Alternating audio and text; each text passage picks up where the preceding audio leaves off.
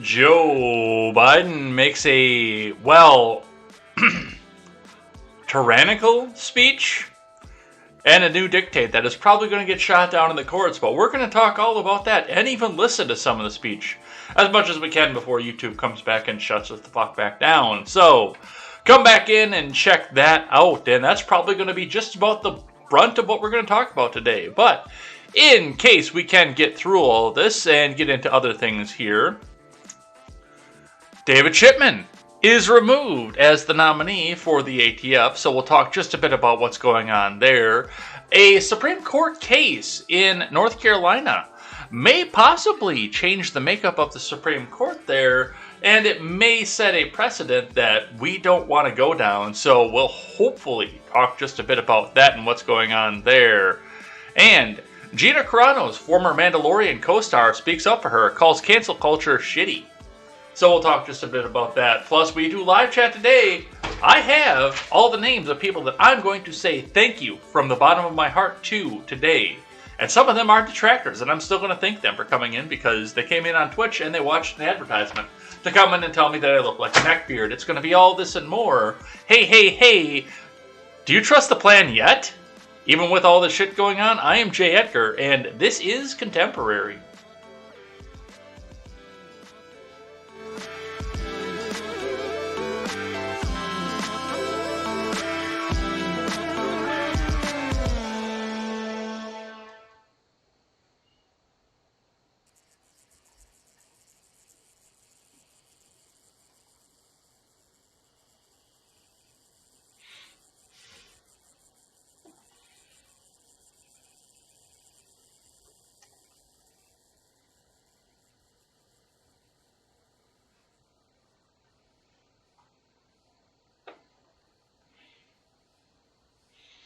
Well, good morning, everybody. Welcome to Contemporary. My name is Jay Edgar. Oh, boy, what a 24 hours this has been. I haven't seen you guys in, well, it's been 22 hours because the other show was quite long as well. But, yeah, what a 24 hours it's been, you guys. And I wanted to celebrate today. I really did. I wanted to have a bunch of fun today. I thought this was going to be a lot of fun. We were going to party. Maybe Brady Leonard was going to hang out. Doesn't look like he's going to come by. We were going to, go through some of the memories, some of the stuff that we talked about throughout the year. It's been over a year at this point because 365 days is a year, and we've only done weekdays. We haven't even done all calendar days here, but, I was hoping to have a nice look back and say, hey, this is cool. And then Biden happened. And now Biden can fornicate himself with an iron fucking stick because I wanted to have fun with you guys today.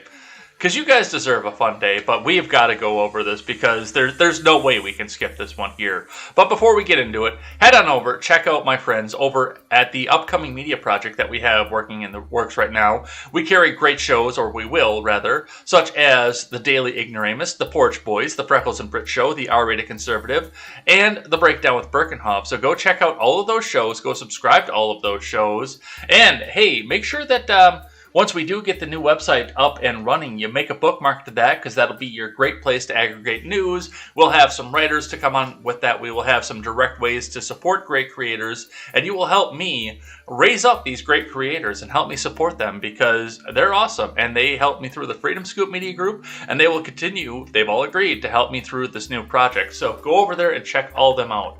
They are great friends to media.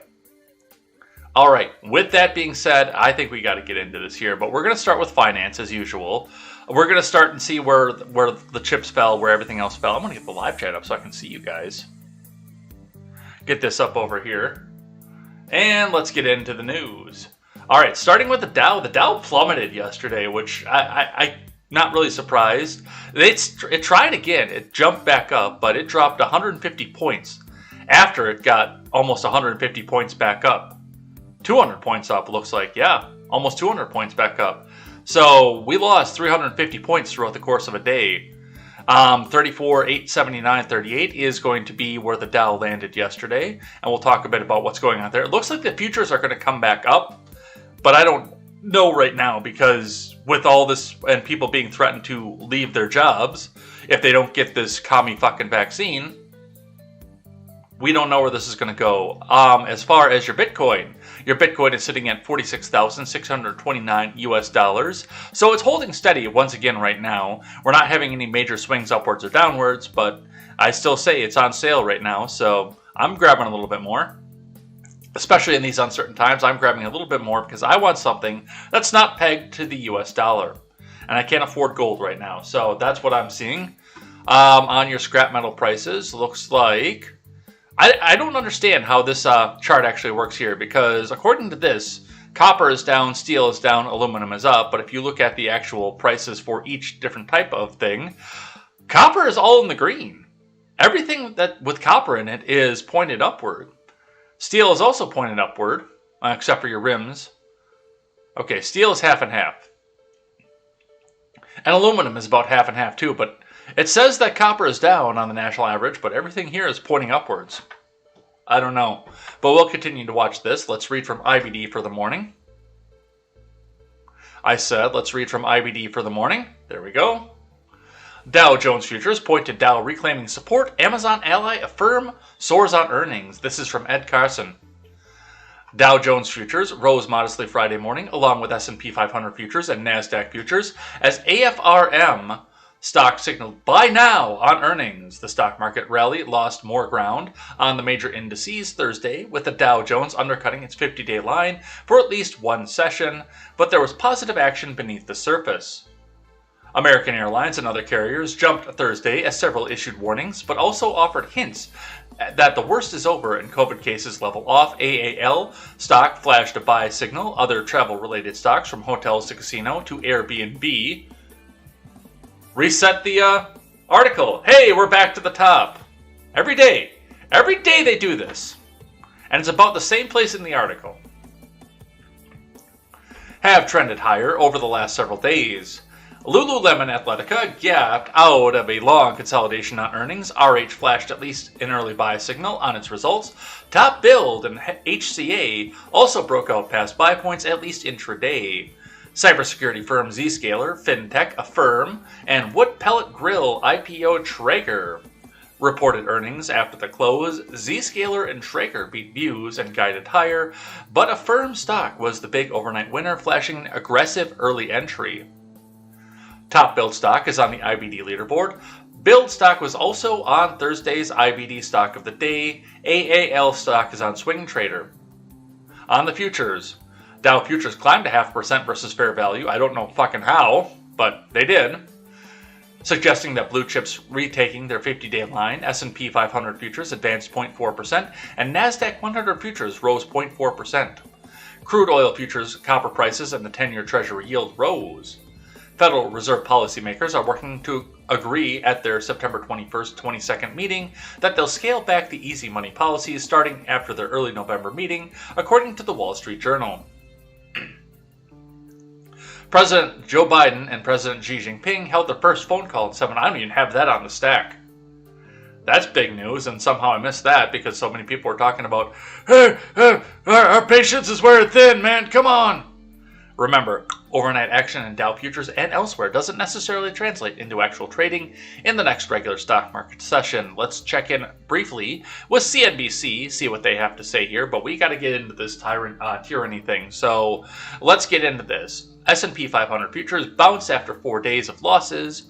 Dow futures gain 160 points. This is from Hannah Meow and Pippa Stevens. U.S. stock futures pointed to a market rebound on Friday after the S&P 500 and Dow Jones Industrial Average registered a fourth straight day of losses on Thursday. Futures contracts tied to the Dow rose 164 points, or 0.5%. S&P 500 futures rebounded by 0.4%, and NASDAQ futures also added 0.4%.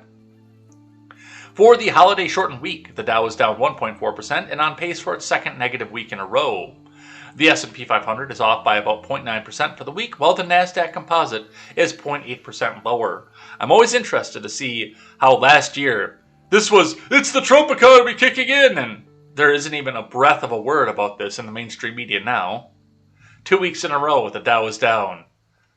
Investors will be watching closely a reading of inflation Friday morning, but the Producer Prices Index of August, a measure of wholesale cost for business, is expected to increase by 0.6% month over month, slowing from a 1% increase previously. That's what they're expected to do, but hey, let's go look at the jobs report last week.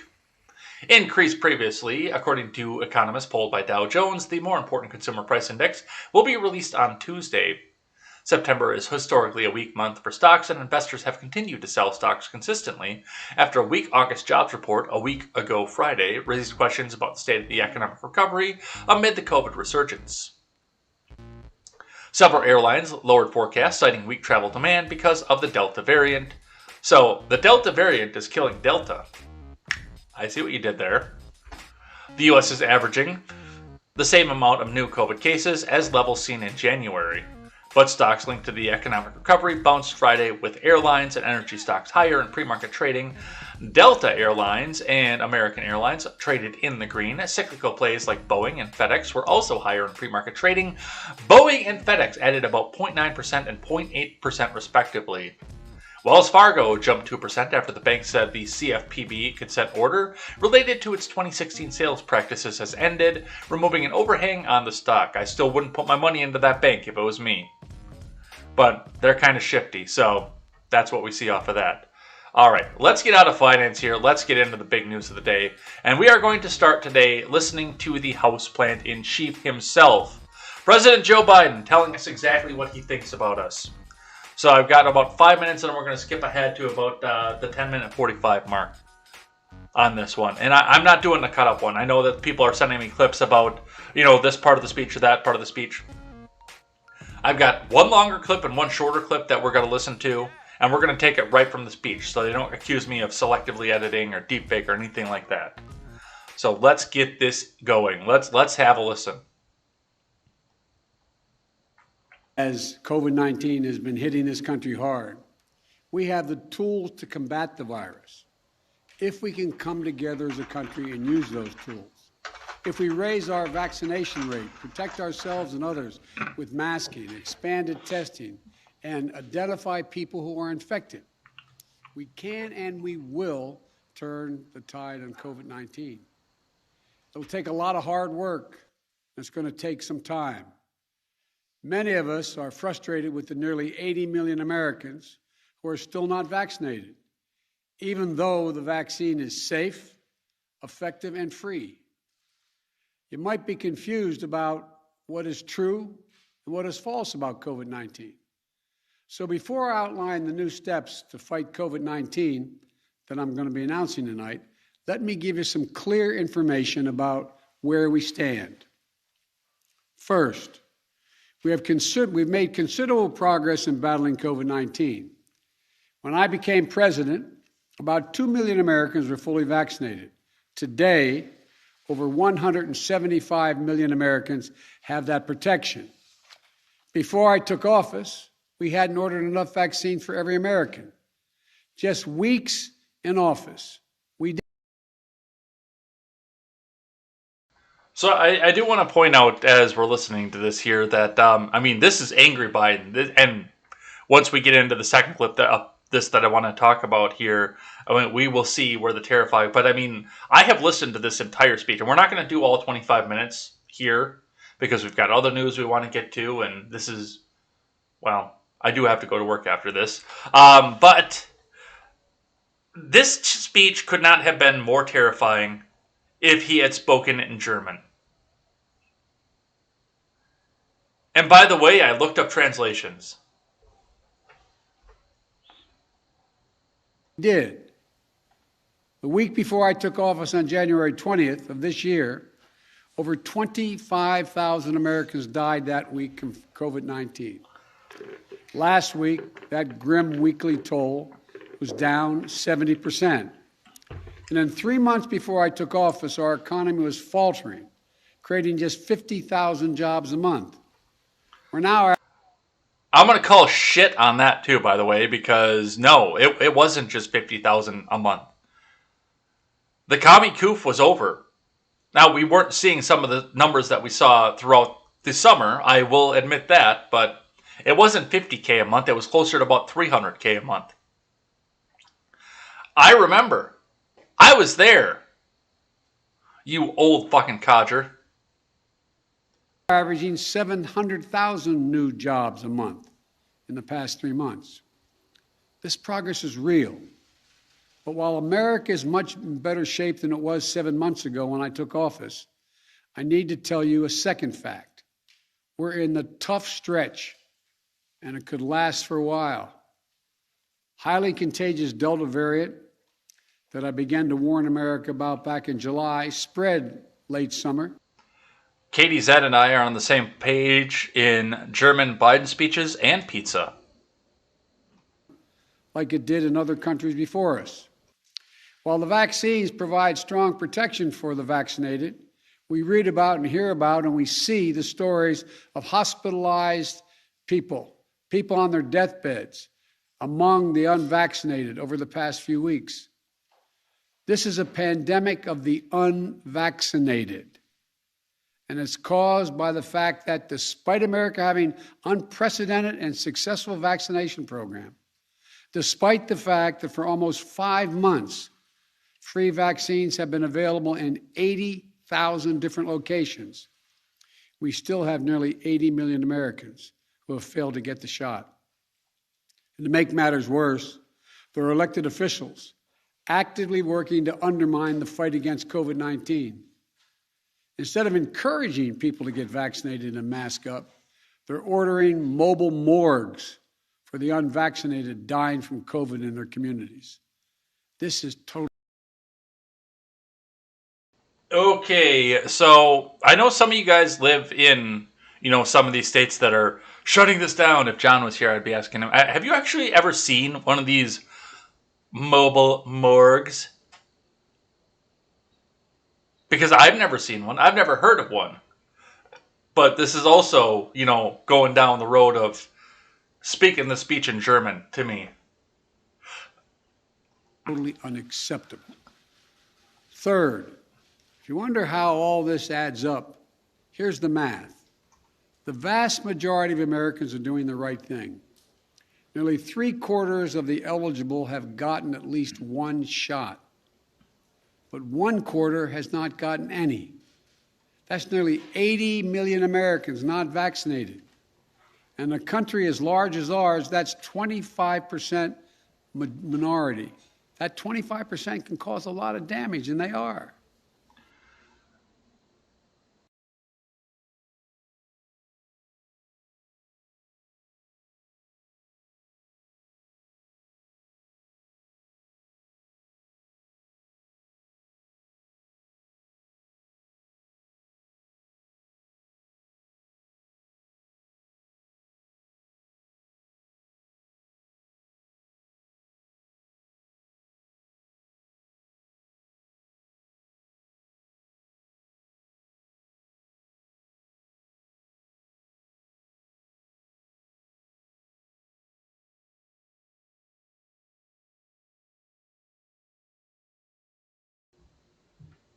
Thank you, Arvolt.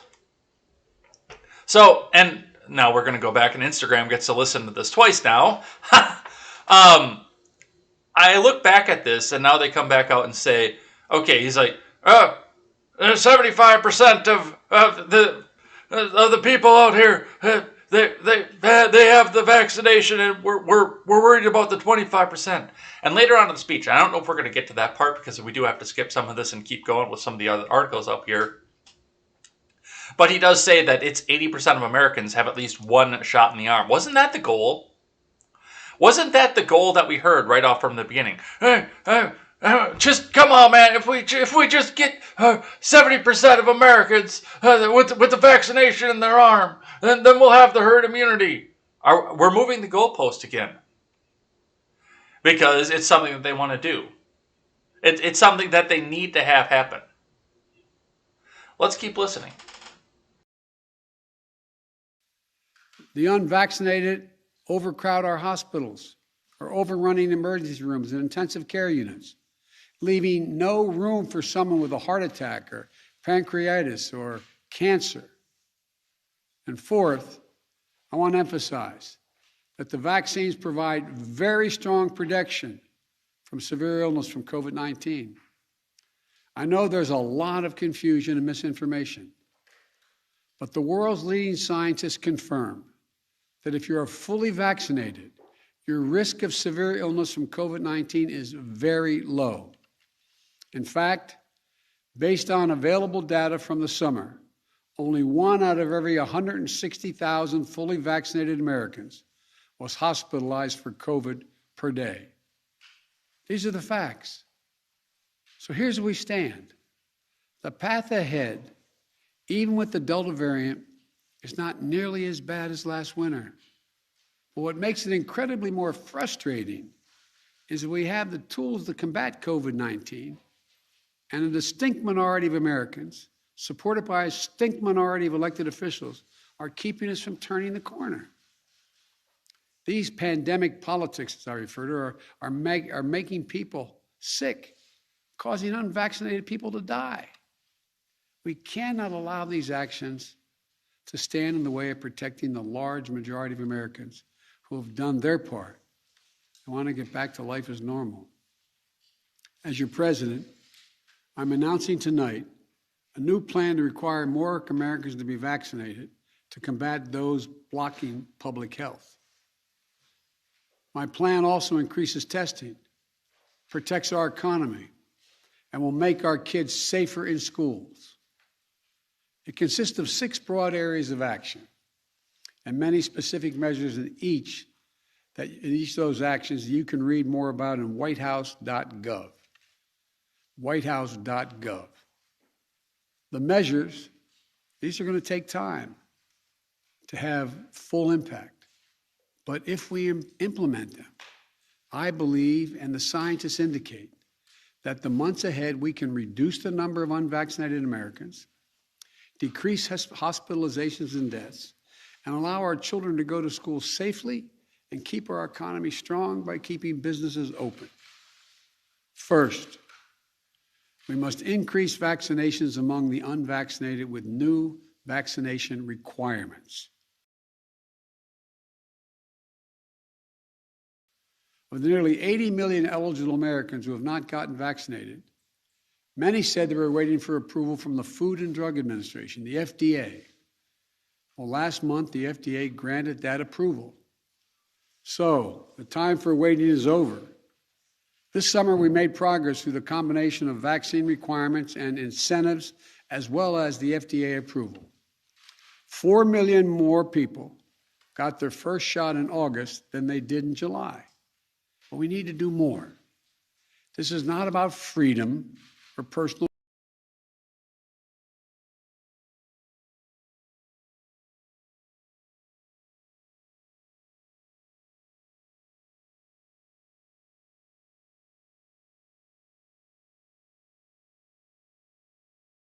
Again.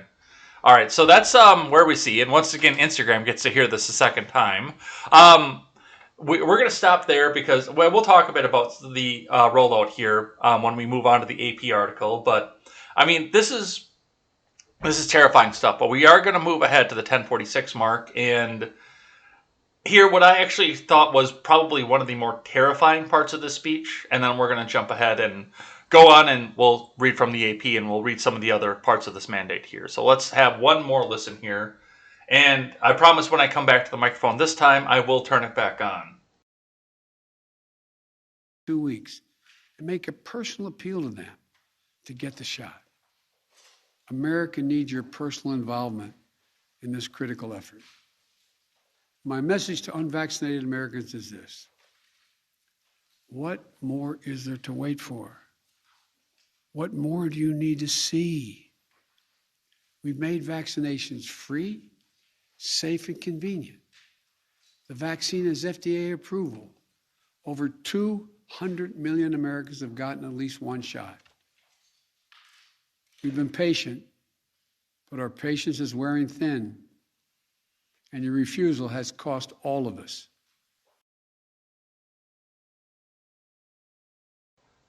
So, what are you going to do about it, Mr. President? Oh, we're patient, but our patience is wearing thin. Okay. So tell me what you're going to do about this.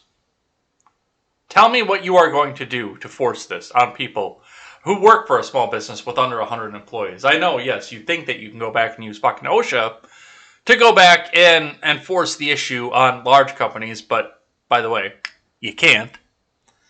And there's probably already an injunction being written by the Supreme Court on this because you can't. This is terrifying. You know, we jumped up, and I made sure to stay up to the 6-minute mark when I hear our president, the president of the United States, blaming all the problems in the country on one demographic of people. Doesn't that sound familiar? Like I said, put this in German and have the guy extend his arm out with his palm open. And change unvaccinated to Jew and tell me what speech you hear. And we've been very patient, but our patience is wearing thin. So what's next? I mean, we saw the video where they were chasing somebody down in Australia, tackling the person to the ground and then vaccinating the person. Tackled to the fucking ground. Is that next? Is that what you're going to do? When most of us go back out and start small businesses so we can have 99 employees? Is that where you're going to go with this? Because you can fuck right off with that shit. Immediately. You can fuck directly off with that. Alright, let's read some more of this stuff here. Let's grab one here from the Dissociated Press. Sweeping new vaccine mandates for 100 million Americans from Zeke Miller. In his most forceful pandemic actions and words, President Biden on Thursday ordered a sweeping new federal vaccine requirement for as many as 100 million Americans, private sector employees, as well as healthcare workers and federal contractors in an all-out effort to curb the surging COVID-19 Delta variant. If you are still working for the government right now, I don't know what the fuck is wrong with you. I don't usually use that kind of words for the demographic of people, but if you are still willingly working for the federal government after everything that this administration has told you, plus the fact that you're on the bubble every time the budget starts to run up on a shortfall. We don't know what we're going to do because Congress doesn't think we need to get paid. Let's go back to the private sector. If that last omnibus stunt didn't push you out to the private sector, I don't know what is wrong with you. Yes, I understand you get great benefits. Yes, I understand that the pay is usually 10% higher than the private sector equivalency job, but really, seriously? Every time we come up on, the government's about to run out of money, oh no, from a Congress that won't make a budget. Oh no, we have to suspend the paychecks of all federal workers. Oh no, oh no, oh no. If you work for the federal government, get out of there. Get the fuck out of there. Speaking at the White House, Biden sharply criticized the tens of millions of Americans who are not yet vaccinated. Despite months of availability and incentives. Oh, we've been patient, but our patience is wearing thin, and your refusal has cost all of us, he said. But biting off his words, the unvaccinated minority can cause a lot of damage, and they are. Why'd you stop there? Why don't you just call us cockroaches? Republican leaders, and some union chiefs too, said Biden was going too far in trying to muscle private companies and workers, a certain sign of legal challenges to come. Governor McMaster of South Carolina said in a statement, Biden and his radical Democrats have thumbed their noses at the Constitution. We'll talk about that just a little bit later. While American Federation of Government Employees, National President Everett Kelly insisted that changes like this should be negotiated with our bargaining units where appropriate. We'll talk about that just a little bit later too. On the other hand, there were strong words of praise for Biden's efforts from internet simps who have hearts in their eyes every time they see the guy lick a fucking ice cream cone. From the American Medical Association, the National Association of Manufacturers, and the Business Roundtable. Though no direct mention of his mandate for private companies, the expansive rule mandate that all employers with more than 100 workers require them to be vaccinated. You can't do that. Or test for the virus weekly. You also can't do that, affecting 80 million Americans and the roughly 17 million workers at health facilities that receive federal Medicare or Medicaid would also have to be fully vaccinated. You actually can't do that either, but that one is at least understandable because this is a disease that disproportionately affects elderly people, and the people who are working for those facilities are disproportionately in contact with elderly people. I still don't agree with it, but that one I can at least understand. That one I can at least say, okay, that makes a little bit of that makes a bit of sense. Biden is also requiring vaccination for employees of the executive branch or contractors who do business with the federal government with no option to test out. That covers several million more workers. Biden announced the new requirements in a Thursday afternoon address from the White House as part of a new action plan to address the latest rise in coronavirus cases and the stagnating pace of COVID-19 shots. By the way, I will link that video that we just watched. I will link that in the Discord and actually the description too, if you guys want to go and leave a downvote on that. Let's do that. Let's put that in the, not the description, the live chat. So let me put this in the live chat here. I put a downvote on it. I'm doing my part. I'm going to put this in the Discord too real quick.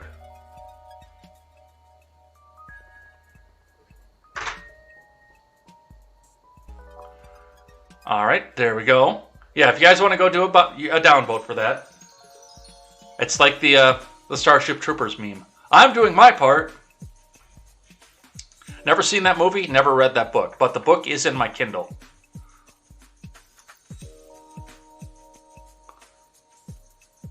Biden announced the new requirements in a Thursday afternoon address from the White House as part of a new action plan to address the latest rise in coronavirus cases and the stagnating pace of COVID-19 shots.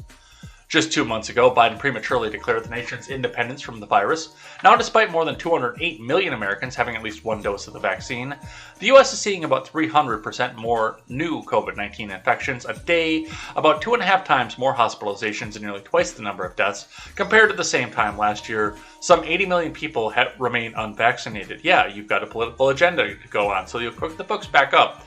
I know you had to cook the books down for a little while because you had to make it look like, I've got control of this situation. My butt's been wiped. But really, honestly, we know where the books are being cooked at this point. We know what's going on with this. So, there you go. 100 million Americans and more than 100 employees in your business. And everybody's got to get the shot. I will be going into work today and informing my employer that if they're going to mandate this, they might as well just write my pink slip now. Because this isn't fucking happening. Alright, let's listen to the red-haired bobblehead, shall we? Drop this down a little bit so you guys can hear her. Because I know that's important to you to hear her. To use your word, how bold is the president willing to be as far as the private sector is concerned in the vaccine mandate area, even if they don't have federal contracts? Can the Department of Labor or anybody else compel major employers, the large employers, to force the vaccine mandates on their employees? Yes. Stay tuned. More to come this afternoon. To use your word, how bold is the president willing? Well, that's terrifying. Yes. Stay tuned. More to come this afternoon. Yes, we haven't been tyrannical enough at this point. So there's more to come. We're going to be more tyrannical as we go. We got another one here. This is from Miss Wiz over on Twitter. Quote tweets this back out and says, lawsuit. And this isn't the same clip, by the way. I went and checked, even though they're the same length. I checked. I listened to like 7 different clips of it, and 6 of them were the same clip. But this one was different, so let's listen to this one. Jen, for the people who don't choose to be vaccinated and don't fall into one of those limited exceptions, what are the consequences? Is it be vaccinated or be let go? Well, again, there are limited exceptions, but the expectation is that if you want to work in the federal government or be a contractor, you need to be vaccinated unless you are eligible for one of the exemptions. Can you tell us about Jen? Which, if you're eligible for one of the exemptions, that is a little bit weird to me because we read right back in the Dissociated Press back here that there are no exceptions. There are no exemptions. You can't test out. You don't get an exemption. If you work or contract with the federal government, you will be vaccinated. End of story. Plain and simple. unless you work for the post office, oddly enough. We have a statement from the American Postal Workers Union, APWU statement on mandatory vaccination for federal employees. We're going to read, well, this is actually really short, so we can read the whole thing on this. Various media outlets have reported that the White House is considering mandatory COVID-19 vaccination as a condition of employment for federal employees. Maintaining the health and safety of our members is of paramount importance, while the APWU leadership continues to encourage postal workers to voluntarily get vaccinated. It is not the role of the federal government to mandate vaccinations for the employees we represent. Issues related to vaccinations and testing for COVID-19 in the workplace must be negotiated with the APWU. At this time, the APWU opposes the mandating of COVID-19 vaccinations in relation to U.S. postal workers. You know, I don't usually care for unions, especially public sector unions, but I do like to see the union come around and turn around and give this response to a Democrat, because they're usually sucking off the Democrats' dick. But when they do good, they do good. So they'll turn around and give this response to the federal government, and you love to see it. Let's read from the New York Post. USPS exempt from Biden vax mandate for federal workers. From Stephen Nelson. Neither rain nor sleet nor presidential proclamation. President Biden on Thursday mandated COVID-19 vaccines for almost all federal workers, but the more than 600,000 letter carriers and administrative staff of the U.S. Postal Service won't have to get a shot. The exemption was first reported by the Washington Post, where democracy goes to die in darkness. Postal reporter Jacob Bogage, who reported that the White House official told him that we strongly... No, that wasn't Biden. We strongly encourage them to comply with these new standards anyhow. Comply. Comply. Comply. Biden on Thursday announced that a new Labor Department policy requiring workers at private companies with 100 or more employees to get vaccinated or submit to weekly testing. The USPS exemption was initially believed to allow postal workers to duck the private sector mandate too. The USPS exemption was initially believed to allow postal workers to duck the private sector mandate too, but nearly 4 hours after that Wait. Is that same sentence in there twice? In a row? It sure is. But nearly 4 hours after that understanding was reported, the White House issued a clarification saying the postal workers will have a choice between getting vaccinated and getting tested once a week, just like workers of large companies. USPS is not included in the executive order requiring vaccination of federal employees. USPS has a separatory statutory scheme and is traditionally independent of federal personnel actions like this, a Biden administration official said. He added, that said, USPS is strongly encouraged to comply. Strongly encouraged to comply. Come on, comply, god damn it. Also, the Labor Department's Occupational Safety and Health Administration will cover USPS through the Emergency Temporary Standards, meaning that postal workers will be subject to the vaccination or testing policy announced today. Postal workers will serve every community in the U.S., often with daily door-to-door deliveries and contact with millions of Americans. Biden described his justification for a package of vaccine mandates in stark terms. Oh, we've been patient, but our patience is wearing thin, and your refusal has cost all of us, Biden said in a speech. This is not about freedom or personal choice. It's about protecting yourself and those around you, and there's where it is. They've been trying right from the beginning to tell you that this is all about going out, and this is about your health, but it's not about your health. It's not about your health, man. It's about I got the vaccine to protect the people around me, says the person who skipped middle school biology.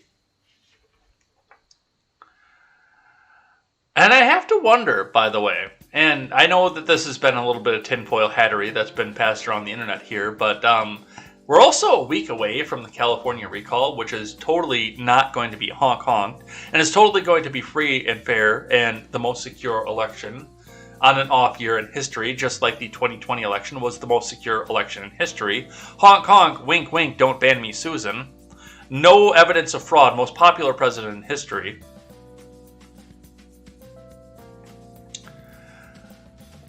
But in a simulation, if they were to honk honk the election in California, in a simulation, just somewhere in theory, not actually in practice, but if they were to honk honk the election in California, the recall, they would need to make sure that the postal workers were in on it or got some sort of favorable treatment from the government. Like, hey, we'll do this for you, you do this for us. It all ties together here. I don't know if it's true or not. That's just some of the tinfoil hattery that's been going around, but the pieces fit. They look like they'll actually go together. So, I don't know where to go with this one. Alright, let's grab one from Fox News. Biden declares war on DeSantis and Abbott. Get them out of the way, man, come on! From John Brown. President Biden condemned Ron DeSantis, Greg Abbott, and other Republican governors on Thursday for their responses to the pinko fucking pox and threatened to use his presidential powers to overrule their authority. During a speech at the White House regarding his executive order to boost the commie fucking coup vaccinations, Biden called out the Americans who have not yet been jabbed. This is a pandemic of the unvaccinated. The unvaccinated are causing all your problems. They're hoarding all the money. And we must do what we can to eliminate the scourge of the unvaccinated from our country. Hey, do you guys see Kyle over there? And it's caused by the fact that despite America having an unprecedented successful vaccination program, despite the fact that for almost 5 months, free vaccines have been available for more than 80,000 different locations, and we still have nearly 80 million Americans who have failed to get the shot. No, we haven't failed. We choose not to. We choose to look you in the eye, if you can even focus on our eyes anymore, because the dementia has written your fucking brain, and say, fuck your jab. And you can go and fornicate yourself with an iron stick. Biden then pivoted to go after governors who he believes are not enforcing adequately strict COVID-19 protocols. And to make matters worse, there are elected officials actively working to undermine the fight against COVID-19, he said. And instead of encouraging people to go get vaccinated and mask up, they're ordering mobile morgues for the unvaccinated dying from COVID in their community. That is blatantly, patently, motherfucking false. That is false. That is 100% false. Ron DeSantis has urged people and told them that the COVID-19 vaccine is available and to go and get it. But he's not going to use the power of the law to force you to do it. Governor Abbott has encouraged people that if they want to wear a mask or go get the vaccine, to go out and get it. But he's not going to use the power of law to compel it. Governor Noem has encouraged people to go get vaccinated and told them where the vaccination sites are in South Dakota where they can go get it. But she said that she's not going to use the power of law to compel you to go and get the vaccine. That is blatantly false. There are a few people in my chat here that you guys have talked to and interacted with today that have said that they have actively discouraged people from going and getting it. I have, up until yesterday, because I'm changing my tune on this after this speech. I have said that if you want the jab and you don't have a means to go get it, if you don't have a car or something and you can't go out there and get it for yourself, call me. I will take you to get the thing, because if you want it, it's your body and it's your choice. But I will never put in a position in there where I will encourage a lawmaker to make the law to make you get it, because I'm not going to get it.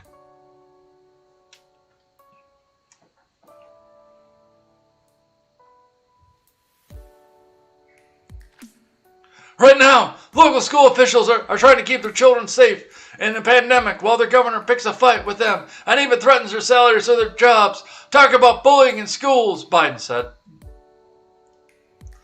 If they'll not help, if these governors won't help us beat the pandemic, I'll use my power as president to get them out of the way. What? What? Biden specifically promised to reimburse teachers whose pay is withheld from doing the right thing by enforcing his administration's mask mandates. His administration does not have a mask mandate because he can't do that. That is a federal purview that is not permitted in the Constitution. We will have that pay restored by the federal government 100%, I promise you. We will bribe you to do what we're telling you to, but that's not fascism. I will have your back, he said. DeSantis, who ordered masks to remain optional in Florida schools, filed an emergency appeal after a court judge ruled that schools be allowed to impose mask mandates. School boards in 13 Florida districts have voted to require masks in defiance of the governor's order, to which the governor has responded by threatening to withhold their salaries. And I've said this before. I know a lot of you guys like Ron. I don't like Ron DeSantis. I don't. If he comes up for primary, I will not vote for him. And if he comes into the general, I will not vote for him. Because he is a pen-in-the-phone politician, just like Barack Obama. If you want it done, if you want a law made, make it through the legislature. This is not a pen-in-the-phone country. I will not vote for him. I will vote NOTA, to borrow a term from my libertarian friends, because I know they're not going to put anybody up worth a shit. I know for a fact that they're not going to put anybody up worth a shit. But yes, a lot of this right now does seem as well like we're coming to a position where the federal government is attempting at their damnedest to discredit the Constitution and make you believe that things like the 10th Amendment are racist or somehow bad. This does kind of sound like we're moving into dissolve the Constitution territory. I hope I'm wrong. I really do. But I just look at the statistics here. Let's grab one from CBS 7 out of Spartanburg. Governor McMaster, upstate employers respond to vaccine mandates announced by President Biden. From Melanie Palmer. This is out of South Carolina. A sweeping new vaccine mandate Governor Henry McMaster is calling a nightmare has upstate employers and hospitals figuring out what's next. President Biden announced Thursday evening a list of mandatory rules to get more people vaccinated. Gibson White works in a place where state health data shows COVID-19 is running rampant. She's a teacher. They're getting sick. They're getting behind. I can't imagine what it's doing for other industries too, said upstate teacher Gibson White. She's vaccinated, but wishes all her colleagues were too. You know, it's kind of like a religion. I'm Baptist. I wish all of you were Baptist too. She told us to prevent the thousands of quarantines and disruptions to her students' learning. President Biden plans to mandate private employers with more than 100 workers to require them to be vaccinated or undergo weekly testing. It also applies to healthcare facilities that receive Medicare and Medicaid. Upstate Attorney John Reckenbeal told 7 News that these mandates are within legal bounds. No, they are not. So you, John Reckenbeal, need to go back to the South Carolina bar, take your law license, tear it in half in front of them and say, I done fucked up and you guys done fucked up by letting me pass the bar because I have no knowledge of how the law and the Constitution work. For healthcare facilities, it's pretty specific. I think he's going to be able to get to private and public hospitals. It is literally has these plans that have already been adopted for how hospitals treat COVID patients. Well, now they're going to amend those plans that have to be adopted within 30 days by states to get funding, said Upstate Attorney John Reckenbeal. He said the same goes for requiring private employers to get back to mandate vaccines. OSHA is going to be able to come in and enforce it and say, you're running an unsafe workplace, we're going to shut you down, Reckenbeal said. What do you think that's going to do to the economy, by the way? When you keep shutting down more and more business, oh, hey, no, you're going to get more money into your big business buddies who are donating to you. You see how this works? You see how one hand watches the other?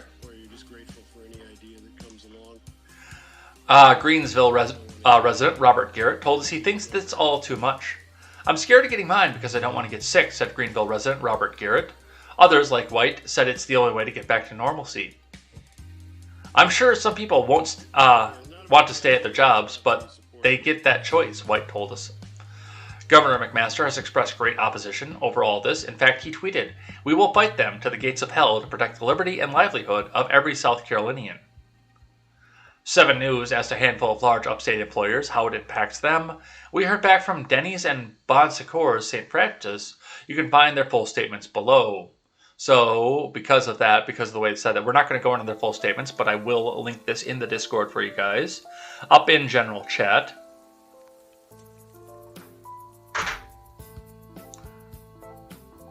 So you guys can go and check that out. And we are going to keep moving. From the Blaze, good old Glenn Beck. South Dakota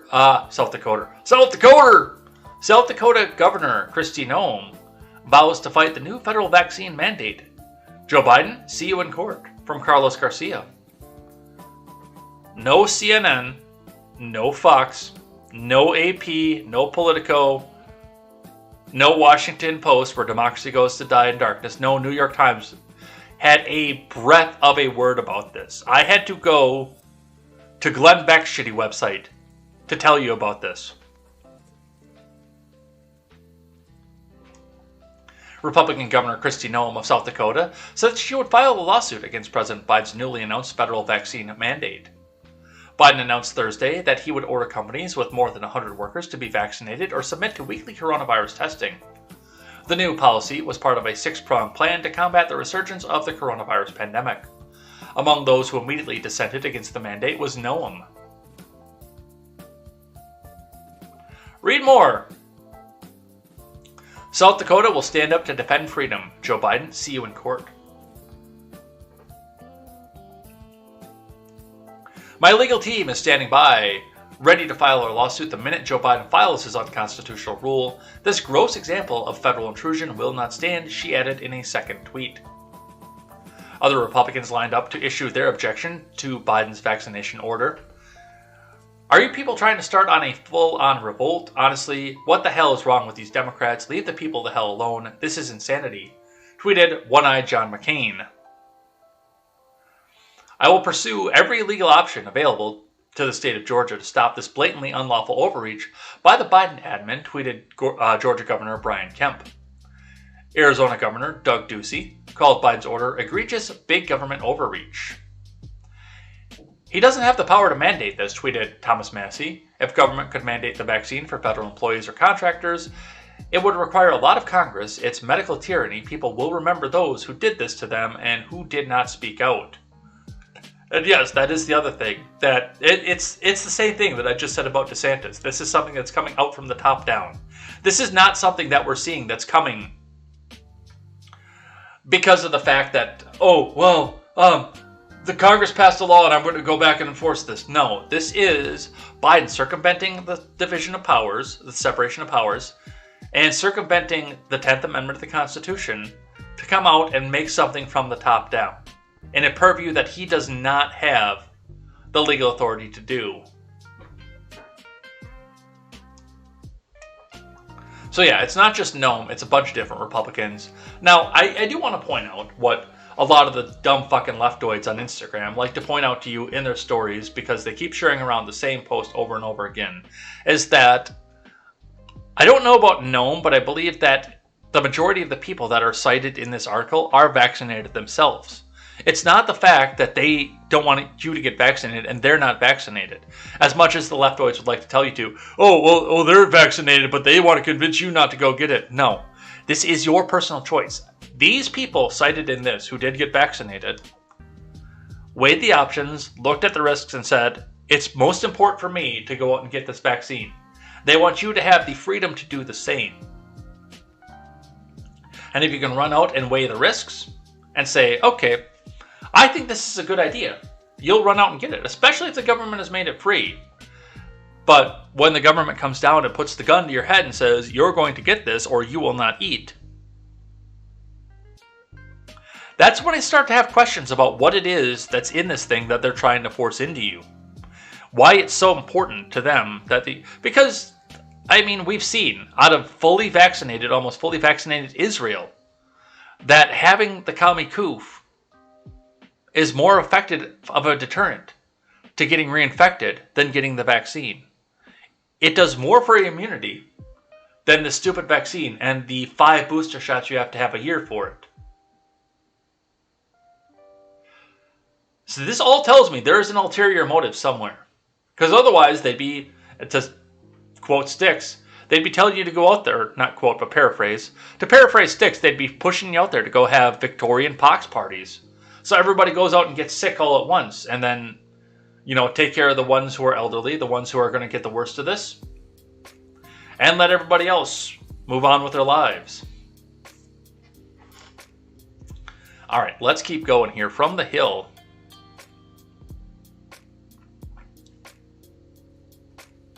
Howard Stern rips vaccine opponents. Fuck their freedom. I want my freedom to live. How is it this guy? And this is another thing that's bothered me. Howard Stern. Do what the government tells you. Howard Stern, the master of being censored by the government. Just go out and do what the government tells you. I loved Private Parts when I was a kid. And I was a pretty young kid when that movie came out. My parents were pissed when they found out that I saw it behind their backs. But it's the same thing. Rage for the machine. Why is Rage... Why are they the ones advocating you go out and do this for the government? All these famous people who were fuck the government, fuck everything that's going on there, and fuck authority are now submit to authority or go away.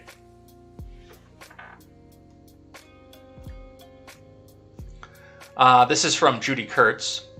Radio host Howard Stern blasted opponents of the COVID-19 vaccine on Tuesday, stating that nut jobs are trampling on his freedom to live. When are we going to stop putting up with the idiots of this country and just say it's mandatory to get vaccinated?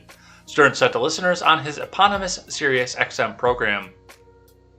As I remember, when I went to school, you had to get a measles vaccine, you had to get a mumps vaccine, Stern said.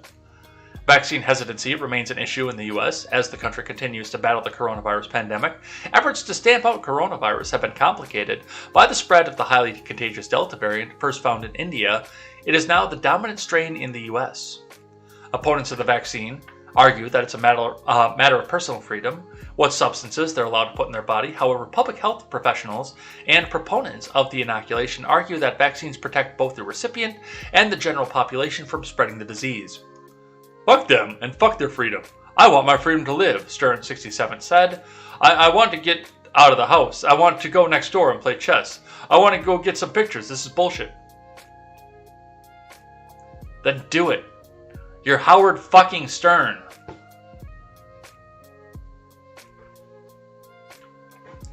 The other thing I hate is all these people with COVID who won't get vaccinated are in the hospital clogging it up, the radio host said, dubbing vaccine opponents imbeciles, exclaimed. So, if you have a heart attack or any kind of problem, you can't even get to the ER, and I'm really going to mind to say, look, if you don't get vaccinated and you got COVID, you don't go to the hospital. Go fuck yourself, Stern continued. And it reset, which is fine. I'm not going to read any more of this fucking dribble. Fuck you, Howard Stern. You are dead to me. You are dead. It is over. Let's keep going. A little bit of a palate cleanser, a little bit of funny stuff for you here from Yahoo News. Quoting from Business Insider, White House staffers mute or turn off the TV when Biden is speaking with reporters out of fear that he'll make a gaffe or veer off message, report says, from Grace Panetta.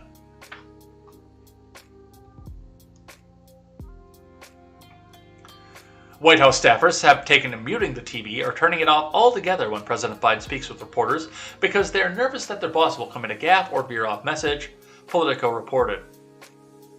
And let me tell you another thing, man. And I got hairy legs. I turned blonde in the sun. And I used to sit down by the pool and the kids would jump up in my lap and they'd like to rub the hair down and watch it pop back up as it dried. And that was the summer that I learned about roaches.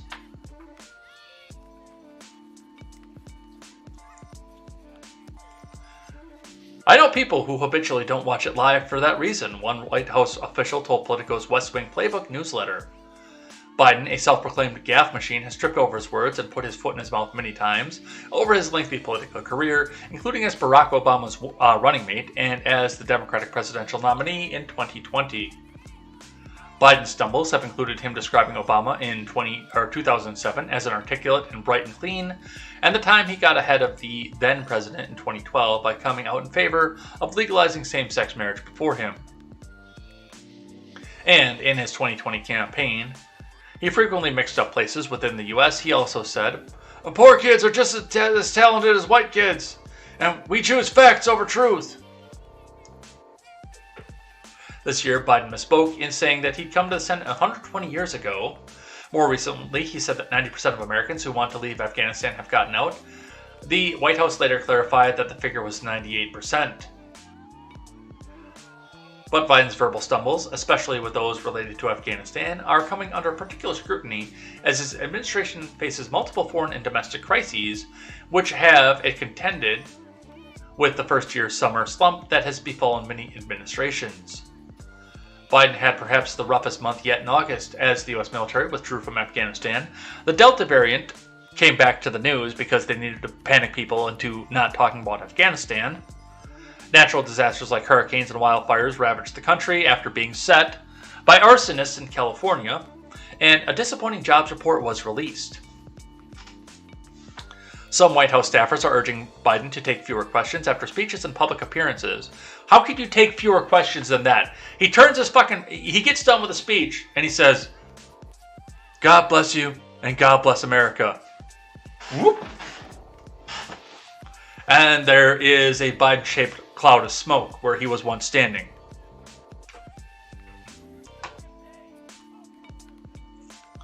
After an August 29th public appearance at the Federal Emergency Management Agency headquarters, where he spoke about hurricanes, Biden said, I'm not supposed to take any questions, but go ahead. Yeah, he's in charge of this. But I thought you guys would enjoy the fact that his staffers mute the TV when he's on. Let's read from the New York Post. NIH orders $1.67 million study on how COVID-19 vaccine impacts menstrual cycle. Yeah, I know, it's kind of gross. I know. That's not the thing we want to talk about, but this actually does have far-reaching repercussions off of this, because if they're looking into how this affects the menstrual cycle, it means that they're looking into how this affects fertility. And that's also something that we need to think about.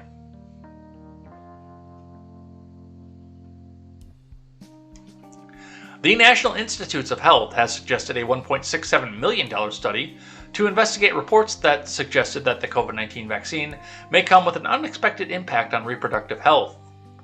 It's been a little over 6 months since the 3 COVID-19 vaccines in the U.S., Pfizer, Moderna, and Johnson & Johnson became widely available to adults, but even in the early days of vaccine rollout, some women were noticing irregular periods following their shots, as reported first by the Lilly in April. Shana Clausen, 45, spoke to the Washington Post, where democracy goes to die in darknesses, women's news site at the time, and again this week, about her experience after getting the jab, revealing that her period arrived earlier and heavier than what she considered normal. She was one of many who gathered on social media to share what they were seeing. Is this not being discussed, or is it even being looked at or researched because it's a woman's issue?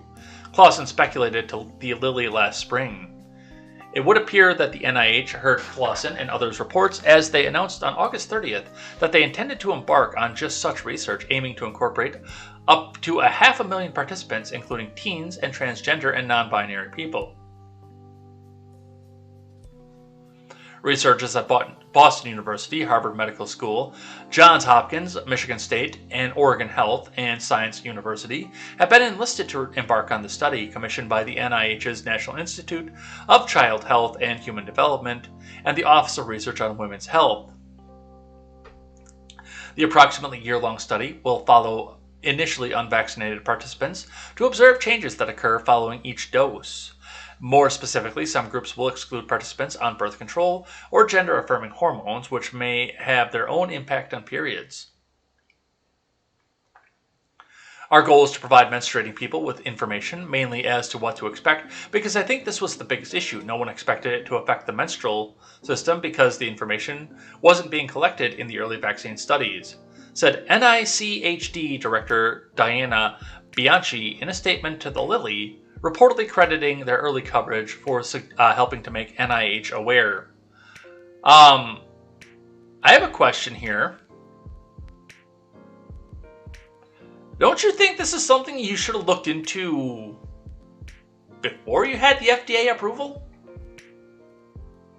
Because it seems to me that this is something that we should have looked into before the government came down and grabbed out its little rubber stamp and warmed it all up and said, approved. Yeah, the NIH too pulled together the initiative at breakneck speed. Shit. This is gonna go bad. They're gonna figure out that there's fertility issues. Shit. What do we do? That's my impression of what was happening in the NIH when all this happened. Let's keep going from CNN. Los Angeles School Board votes to mandate COVID-19 vaccine for eligible students ages 12 and over.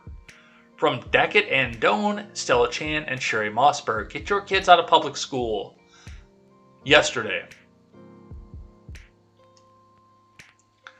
All eligible students attending LA Unified Public Schools, the nation's second largest school district, will be required to be vaccinated against the pinko pox by the end of the calendar year, the School Board of Education has voted. In a special meeting held Thursday, the LA Unified School Board decided by unanimous vote that a mandate was appropriate based on the sudden surge of the virus brought about by the Delta variant and data showing lower rates of infection and hospitalization among those who are vaccinated. The proposal, approved Thursday, requires all eligible students 12 years of age and older to receive their first COVID-19 vaccine doses by no later than November 21st and to be fully vaccinated by December 19th. Students who participate in the in-person extracurricular activities, including sports, face an earlier deadline of October 3rd for the first dose, and a second dose no later than October 31st. The district, which includes more than 600,000 students, already mandates the vaccine for teachers and staff, requires face coverings worn by all, and tests all students and staff for infections weekly. Classrooms have also been outfitted with enhanced ventilation systems in an effort to decrease the spread of the virus. Interim Superintendent Megan Riley estimated there are about 225,000 students 12 and older in the district, of which about 80,000 are unvaccinated, but she said the health department would have to have the specific numbers.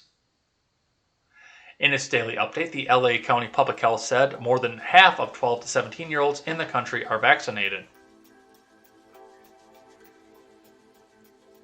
So, get your kids out of public school, like yesterday, because the rot that comes out of California comes to the rest of the country in a hurry. From U.S. News and World Report, Judge halts protest near schools in Vancouver, Washington. This comes to U.S. News and World Report via the Associated Press. A judge in southwest Washington state has granted an injunction prohibiting protests, rallies, or other gatherings that disrupt educational services near public schools in the district. Vancouver School District officials said they sought the injunction after people protesting a school mask requirement left the public sidewalk and came onto Skyview High School campus on Friday, prompting lockdowns at several schools. That was probably just a bit excessive. Our district understands and supports the free speech and right for the people to be involved in peaceful protests, Superintendent Jeff Snell said in a news release. However, our first priority is to ensure staff and students' safety and an educational environment free of disruption. This responsibility prompted us to present our concerns to the court. Before the protest, Oregon Public Broadcasting reported members of Patriot Prayer, a far-right group based in Vancouver, and other far-right activists had incorrectly claimed in a post online that students at the school who did not want to wear a mask would face arrest if they entered the school grounds. A video posted online showed a group of people outside the school chanting, USA! USA! and showed people wearing black and yellow clothing regularly worn by members of the Proud Boys, or a PSYOP, a far-right extremist group. who's a PSYOP, with ties to Patriot Prayer, who also might be a PSYOP. Snell said more protests were planned for this week. Clark County Superior Court Judge Susan Clark issued the injunction on Tuesday, which bars protests within a mile of Vancouver schools. It will remain in effect until a statewide mask mandate in schools issued by Jay Inslee to slow the spread of the coronavirus ends. Yeah, you can see where this is a problem. Now, I don't know why they're locking down except to go try and panic the students, try to make them afraid of these groups that they have labeled problematic and far right. I'm sure that there is an avenue of them trying to make these students afraid, but yes, at this point, you can't protest within a mile of the school. At which point, how does the school board hear you? Because that's important for your protest, is to let the school board hear you.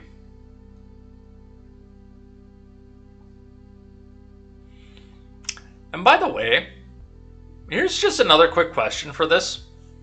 Why is a judge making the decision as to zoning and ordinance? I don't know how the Oregon Constitution works, but I'm pretty positive that should be in the decision of the legislature and probably the local legislature. I don't think they can make a state law on this, but once again, I don't know how the Oregon Constitution works. So they actually might very well be able to, and I just wouldn't know it. This was interesting. I thought that you guys would enjoy this. Google is teaching employees that listening to Ben Shapiro leads to genocide. From Tim Pierce.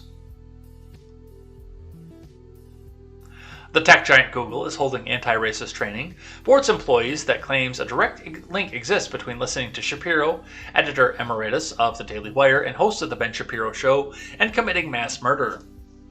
The training also places former President Trump on a list of ideas and people that lead to genocide, along with apolitical beliefs and phrases such as all lives matter. Shapiro, Trump, and the rest of all contribute to the normalization of racism that eventually inspires mass shooters and leads to the genocide of an entire people groups, according to a slide of the training curriculum obtained by the Manhattan Institute's Christopher Rufo. Correct me if I'm wrong, but haven't the vast majority of the recent mass shooters in recent memory been raging fucking leftists? Because I'm pretty sure that's the case. Another graphic titled The White Supremacy Pyramid advances the idea that conservative commentator Ben Shapiro is a foundation of white supremacy and that Trump is moving society on a path towards mass murder and genocide. As, by the way, this actually came up before Biden's speech. We were going to read this yesterday, but we ran out of time. But as, within 24 hours of the president coming out and saying, all of your problems are caused by unvaccinated people, and they're cockroaches, and we need to make sure we need to end unvaccinated people forever.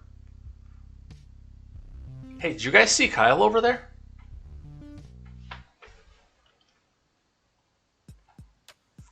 And there are the pyramids right there. So, overt white, we've all seen this one before. Overt white supremacy, socially unacceptable. Lynching, hate crimes, blackface, the N-word, swastikas, neo-Nazis, burning crosses, racist jokes, racial slurs, KKK. Covert white supremacy, calling the police on black people, white silence, color blindness, white parents self-segregating schools, yeah, blah, blah. But then here's the white supremacy pyramid right here. Another graphic titled The White Supremacy Pyramid advances the idea that conservative commentator Ben Shapiro is the foundation of white supremacy. That's actually not true. It'd be all lives matter as the foundation. Ben Shapiro would be the next step up. But, you know, it's the pyramid goes up. Indifference, minimization, veiled racism, discrimination, calls for violence, and mass murder. You know, starting with all lives matter. And then Shapiro, and I don't know who that dude is, but the Pepe Trump, I don't know who that dude is. Trump, I don't know who that dude is. Gavin McInnes is on the calls for violence. I think he's a PSYOP. The actual violence, including a guy running away from a professor with a bike lock who accidentally ran into a crowd of people, and mass murder. Wow, I don't know who like 3/4 of the people on this chart are, though. I saw the back of the Dodge, though. I know what that is. Heather Heyer.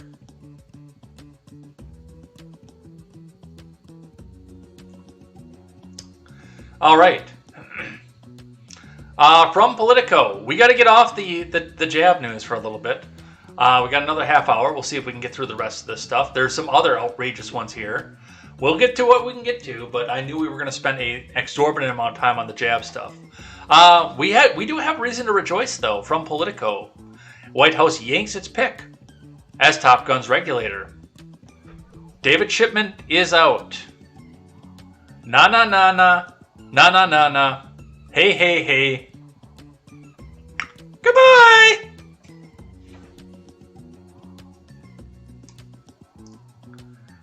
From Marianne Levine. The White House on Thursday withdrew David Shipman's nomination to lead the Bureau of Alcohol, Tobacco, and Firearms after resistance from the Senate Democrat centrists imperiled his bid. Once again, this should be a convenience store. Shipman, currently an official at the gun control group Giffords, faced fierce opposition from all 50 Senate Republicans, but also didn't have the votes to be confirmed along party lines with the 50-50 Senate. Nonetheless, President Biden blamed Republicans for the failure because, once again, the cockroaches that need to be exterminated. Even as he acknowledged the White House knew the confirmation battle wouldn't be easy.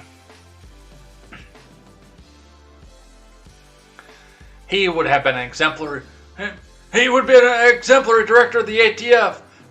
He puts guns in the hands of people that we deem worthy, like the Mexican cartels, and he'll get them out of the hands of those dirty people who might stand up against the government.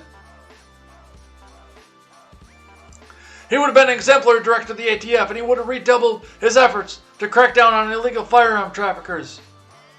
Yeah. The only people who are allowed to traffic the firearms are the government. And help keep our communities safe from gun violence, Biden said, praising Shipman for his work as an ATF agent as well as his advocacy on gun control. Unfortunately, Republicans in Congress have made it clear they intend to use gun crime as a political talking point instead of taking serious steps to address it. Senator Angus King of Maine had previously told the Biden admin and Senate Democrats he was not supportive of the nominee. Other centrist Democrats, including Manchin and Tester, had also remained non-committal on the pick, Shipman's failed nomination.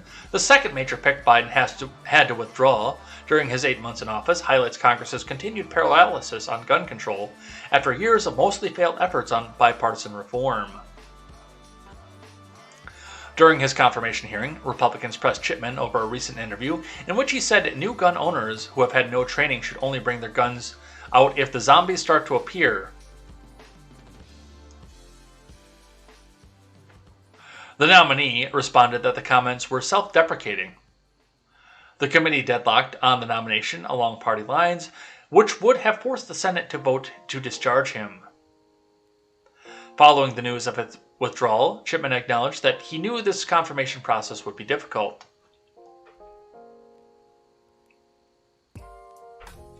While ultimately we weren't successful, it remains essential that the ATF is led by a confirmed director who is accountable to the public and places no special interest before the safety of our children and our communities, he said. GOP senators cheered the news of Shipman's failed nomination. Chuck Grassley, the top Republican on the Judiciary Committee, issued a statement, partisan anti-Second Amendment activist. Bye-bye! So long, David Shipman. Go raid another Ruby Ridge. From the Hill. Yellen, U.S. on track to default on the national debt in October. Anybody got any coffee?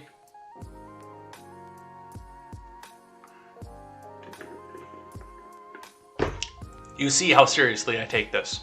From Sylvan Lane. Treasury Secretary Janet Yellen on Wednesday warned congressional leaders that the U.S. is on track to default on the national debt in October if the White House and Congress are unable to raise the debt limit. In a Wednesday letter, Yellen said that the Treasury Department would likely run out of cash and exhaust extraordinary measures to keep the federal government within its legal borrowing limit at some point next month. Well, you could stop spending. That's what I have to do when I run out of money. I don't get to run to the bank and say, you will raise my debt limit. I stop spending motherfucking money. Although I know millennials who do the other thing, that they do run to the bank and say, raise my debt limit, goddammit. Once all available measures and cash on hand are fully exhausted, the U.S. would be unable to meet its obligations for the first time in our history, Yellen said. Given this uncertainty, the Treasury Department is not able to provide a specific estimate of how long the extraordinary measures will last. However, based on our best and most recent information, the most likely outcome is that cash and extraordinary measures will be exhausted during the month of October, she continued. Yellen wrote in the letter to Speaker Pelosi, House Minority Leader Kevin McCarthy, Senate Majority Leader Charles U. Schumer, and Senate Minority Leader Mitch McConnell, the Turtle Man. The Treasury Department has taken so-called extraordinary measures to prevent the U.S. from defaulting on the national debt since the federal debt limit was reimposed on August 1st. If the Treasury Department runs out of ways to stave off a default without borrowing more money, the inability of the U.S. to pay its debts could send a debilitating shockwave through the financial system. Yellen urged lawmakers for months to raise the debt limit before it was reimposed in August, warning that a delay could cause irreparable damage to the U.S. economy and global financial markets.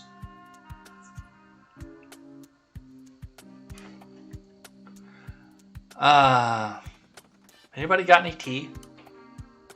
Because I don't care about this.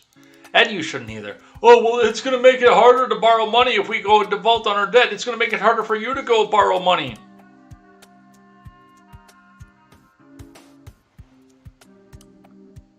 Either way, we're going to have to go pay this thing off here at some point. So, no, don't raise the debt ceiling. However, that's not what's going to happen. And I think I know what the strategy here is, because I know McConnell, we talked about this when McConnell came out and said that Republicans wouldn't vote to raise the debt ceiling. I know what they're going to do.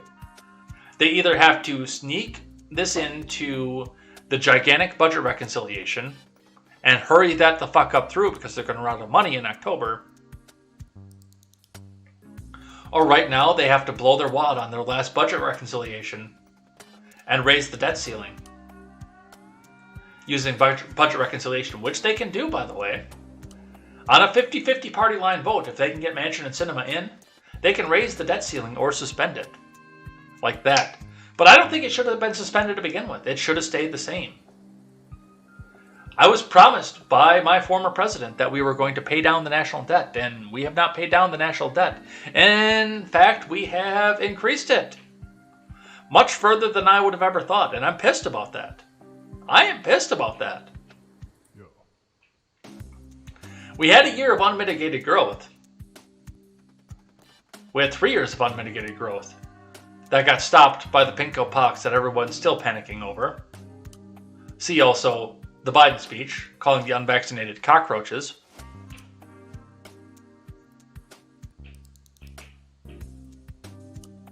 But no, we shouldn't be raising it. Let's get some of this shit paid off. We're going to default on our obligations. Oh my God. Stop spending. Stop having obligations.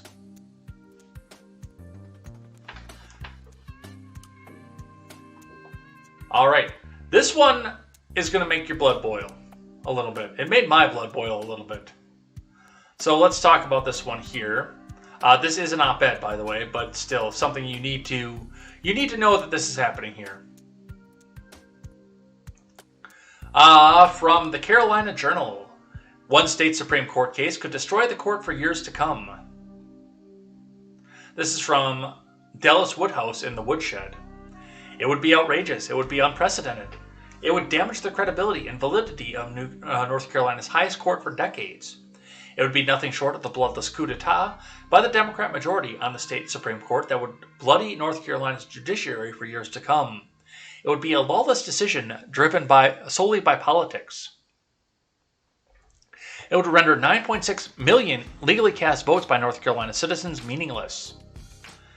In an astounding and unprecedented power grab that will overturn 200 years of case law and prior precedents, Democrats on the state Supreme Court are preparing to disqualify and remove 2 duly elected Republican Supreme Court justices from a case so they can nullify voters' decisions to amend the Constitution. The case is NAACP versus Moore, and the state Supreme Court's Democrats are trying to remove 2 Republican members from the bench, so a new temporary 4-1 Democrat majority can erase 2 constitutional amendments, the cap on income tax and the voter ID requirement, which were overwhelmingly passed by more than 4 million votes. In a plan already underway, Democrats Anita Earls, Robin Hudson, and Mike Morgan would conspire to remove the justices, while allowing Associate Justice Jimmy Ervin to vote against the move because he is the one Democrat currently on the court who will face re-election in 2022.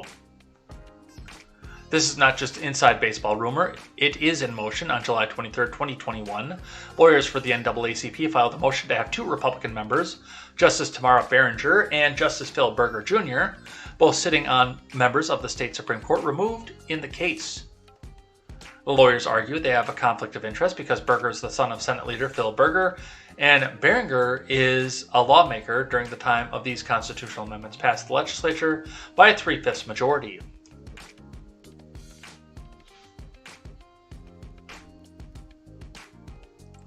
The state of North Carolina filed a motion on behalf of the legislative defendants opposing the forced removal of the justices. The motion pointed out that if their objection was really over a conflict of interest, why is there not an effort to remove Earls, who was once the attorney for the plaintiffs, the NAACP? Plaintiff's decision not to seek recusal of another justice with actual involvement in this case only undermines the position and calls into question plaintiff's real goal in bringing this motion, which is that vote of 5 justices might be better for it than all 7, the motion read. So, but these are the people that love democracy. They love the voice of the people, and the voice of the people overwhelmingly said, we want voter ID enshrined in the Constitution, and we want an income tax cap because you're choking us. You're killing us. The people said this, and the Democrats still don't give a fuck.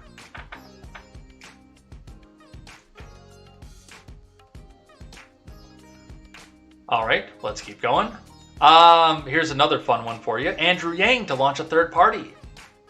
The presidential candidate turned New York City mayoral hopeful is no longer identifying as a Democrat. From Alex Thompson. Former presidential and New York mayoral candidate Andrew Yang is set to launch a third party next month, according to 2 people familiar with the matter. Yang is expected to start the party in conjunction with the October 5th release of his new book, Forward, Notes on the Future of Our Democracy. It is not clear what the name of Yang's third party will be or how he plans to deploy it in 2022 or 2024. Yang and his team did not respond to requests for comments. But the book's publisher, Crown, did give some clues about the type of platform Yang may pursue. It writes that the book is an indictment of the America's era of institutional failure and will introduce us to the various priests of the decline of America, including politicians whose incentives have become divorced from the people they supposedly serve. The book is blurbed by business person Mark Cuban, a vitally important book, and the New York Times' Kara Swisher, the New York Times, a former newspaper. Can there be another political party in the U.S.? In Forward, Yang does not give us a laundry list of intractable problems, but shows us how we can find solutions if we think in new ways and summon the courage to do so. You know, like printing money and giving it away to people, and lying to our constituents about where the money is going to come from.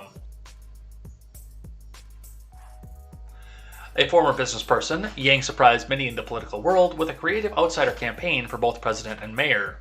His presidential campaign outlasted and raised more money than those of much more seasoned politicians, but ultimately, he got paid off and was told to drop out on Super Tuesday.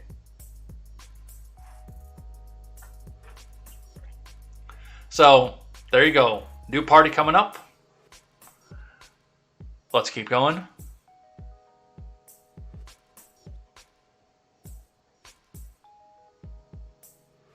Klobuchar. Yes, by the way, I'm still thinking about running for local office. I look at the roads around me and I say, I at least see the books and see what the problem is. A little bit of a down note, and I wish the woman a swift recovery. with no complications, because we are not going to call for the death of people who are politically opposed to us, even though they would do the same back to us. I wish this woman a swift and healthy recovery from this. Amy Klobuchar discloses breast cancer diagnosis, says treatment went well. From Celine Castronuovo. Senator Amy Klobuchar on Thursday revealed that she was diagnosed with stage 1 breast cancer earlier this month and has successfully completed a course of radiation treatment. The senator wrote in a Medium post that after radiation treatments in May and after additional follow-up visits, it was determined in August that the treatment went well. Of course, this has been scary at times, since cancer is the world all of us fear. But at this point, my doctors believe that any chances of developing cancer again are no greater than the average person, she added. Klobuchar said doctors first detected small white spots called calcifications during a routine mammogram in February. After this was discovered, I had a biopsy at Piper Breast Cancer in Minneapolis, and then I learned that I had stage 1A breast cancer, she added, which according to the National Breast Cancer Foundation means that a tumor is no larger than 2 centimeters and that cancer has not spread to other areas such as lymph nodes. I want to thank the incredible doctors and nurses I had the privilege to work with, and my friends and loving family, including my husband John and daughter Abigail, and their support during the surgery and radiation, which also coincided with my dad's illness and health, she added. I wonder if she was shaking the whole time she said this too, by the way. That woman shakes when she speaks. But full recovery. Everybody do well. Amy, get better. I'm going to continue to criticize you every time you come out with a policy prescription, but I will not wish death on you. I'm not that way. Get better, and everybody say a prayer for Amy Klobuchar.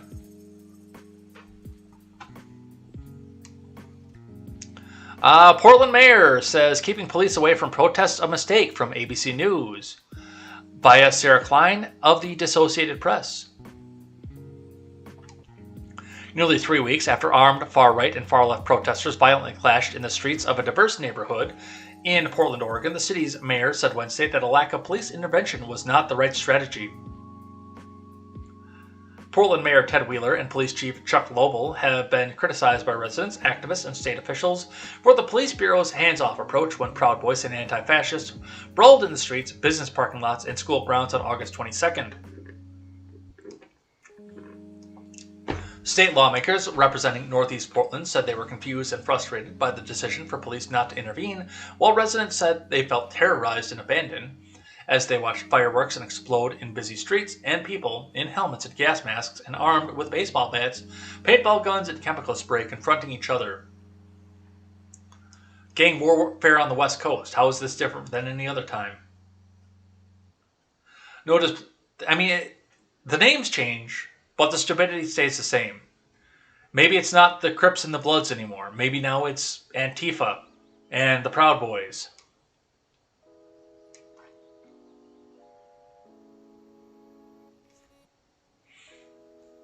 Noticeably missing from the scene were police. A spokesperson for the police bureau said officers were monitoring the fight from an airplane.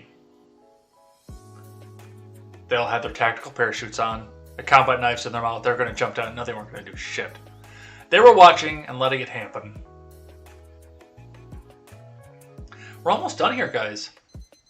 And we're going to read live chat here in just a little bit. So if you guys are just lurking, get those last minute messages in, because I want to say thank you to you guys, including people at the beginning, because you guys were really active, who I'm probably not going to be able to get to because their messages already cleared back out. So Fritz, if you're still in here, I saw you in the top there. Make sure you get another message in, because I want to make sure that they say thank you to you too. In the days leading up to the opposing protests, the latest saga of political conflict that has plagued the city for years, officials said people shouldn't be expected to see officers trying to intervene or keep the sides apart. Lovell said this decision was made on the department's significant staffing shortage, legal restrictions when responding to protests, which means they can't arrest ISIS, and a history of officers' presence in increasing tensions.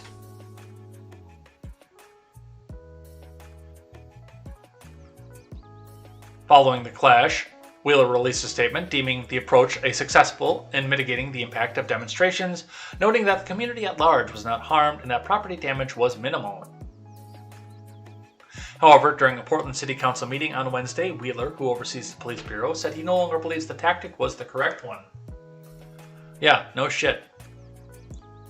Now, once again, and me, with my liberty mindset, I could live without police. I could do that. I could go without police for a long time, but Soccer Mom America can't. And if you don't give them police, they will hire private security and make sure that they have police in their neighborhoods. This was not the right decision. It wasn't. But you knew that going into it. All right. Let's listen to Gavin Newsom. This will be a great one to finish off on. We're not quite to the end, but we're getting close. We're going to have to skip a few articles again at the end. But let's listen to Gavin Newsom, what he has to say. The idea that we have someone on the other side of this ballot that could be sworn in a matter of weeks, that not only doesn't believe a woman has the right to choose, not only doesn't believe, as the senator said, women are as smart as men. By the way, I don't know if you've seen Senator Warren cross-examine folks on Wall Street. Apparently Larry Elder has not. Women are smarter in politics, smarter in civics. They're smarter in economics. Women rule. Simp!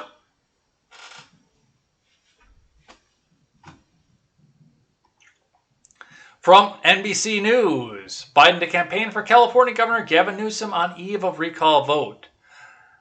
And a couple days after, he came out and said that anybody who doesn't do his exact bidding is a cockroach that needs to be removed from society. By force, if necessary. From Elk Seats Walled. President Biden will head to California on Monday to campaign for Governor Gavin Newsom a day before the state's recall election. I don't think that's what he's going there for.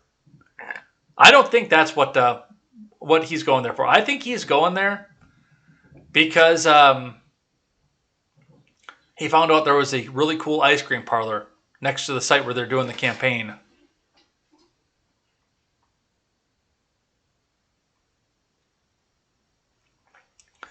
Biden and Newsom will appear together in Long Beach, just outside of LA, at the governor's final rally on the eve of the election to urge Californians to vote to keep Newsom in office. The rally will be part of a multi-stop trip to the West by Biden, including events in Idaho and Colorado. Democrats outnumber Republicans 2-1 in California, but Republicans have been far more motivated to vote. It's not a Democrat-Republican thing. As Rachel Nix said, getting rid of Newsom is actually very bipartisan in California. A Republican senator is not, but getting rid of Newsom is very bipartisan. Because he's a prick and he's an idiot. So I don't know where this is going to go. I think it's going to be close, but I also think it might be honk-honked. Except for there's no honk-honk because freest and fairest election in history. And nothing bad can happen in these elections. 2020, most popular president in history. But most popular president in history is going to California to do the campaigning. Or eat ice cream. I don't know which.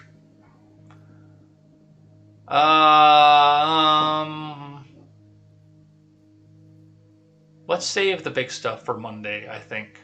Let's grab this one, and then let's save the big stuff for Monday. So this is a little bit heartwarming as well, and especially now that I've seen The Mandalorian.